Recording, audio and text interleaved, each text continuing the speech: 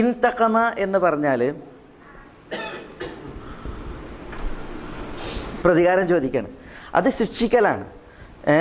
യഥാർത്ഥത്തിൽ ഇൻതഖം എന്താണ്? അള്ളാഹുവിൻ്റെ ഇന്തിഖാം എന്താണ്? അള്ളാഹിൻ്റെ ഇന്തിഖാം അള്ളാഹുവിൻ്റെ ശിക്ഷയാണ്. പക്ഷേ ഇന്തിഖാമും അദാബും തമ്മിൽ വ്യത്യാസമുണ്ട്. അദബ എന്ന് പറഞ്ഞാൽ അൽ ജസാഉ അലൽ ദംബി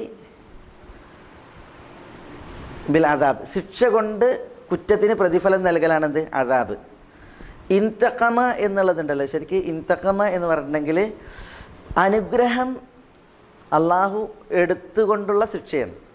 ഒരു വ്യക്തിക്കുള്ള അനുഗ്രഹങ്ങൾ അള്ളാഹു അയാളിൽ നിന്ന് പിൻവലിച്ചു കൊണ്ടുള്ള ശിക്ഷക്കാണ് ഇന്തിഖാം എന്ന് പറയാം. ഒരു വ്യക്തിക്കുള്ള അനുഗ്രഹങ്ങളെ അയാളിൽ നിന്ന് അള്ളാഹു പിൻവലിക്കുക, അങ്ങനെ ശിക്ഷിക്കണീനാണ് എന്തെന്ന് പറയാം? ഇന്തിഖാം എന്ന് പറയാം. പൊതുവെ ഇന്തിഖാം അതിനാണ് പ്രയോഗിക്കുക. അദാബിനേക്കാൾ ഇന്തിഖാമിനൊരു ആശയ വൈപുല്യമുണ്ട്. അദാബ് എന്ന് പറഞ്ഞിട്ടുണ്ടെങ്കിൽ ഒരു കുറ്റത്തിനുള്ള ശിക്ഷയാണ്.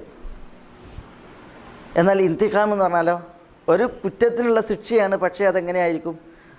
അള്ളാഹു നൽകിയ അനുഗ്രഹങ്ങളെ അള്ളാഹു പിൻവലിച്ചു കൊണ്ടായിരിക്കും. അതാണ് ഇന്തിഖാം. ഇന്നാ മിനൽ മുജ്രിമീന മുൻതഖിമൂൻ, അള്ളാഹു പറയാണ് കുറ്റവാളികളെ സംബന്ധിച്ചിടത്തോളം നാം മുൻതഖിമൂൻ, അവരെ ശിക്ഷിക്കുന്നവനാണ്. എങ്ങനെ ശിക്ഷിക്കുന്നവനാണ്? അവരിലുള്ള അനുഗ്രഹങ്ങളെ പിൻവലിച്ചുകൊണ്ട് ശിക്ഷിക്കുന്നവനാണ്. അതാണ് അള്ളാഹുവിൻ്റെ പകരം തീർക്കൽ.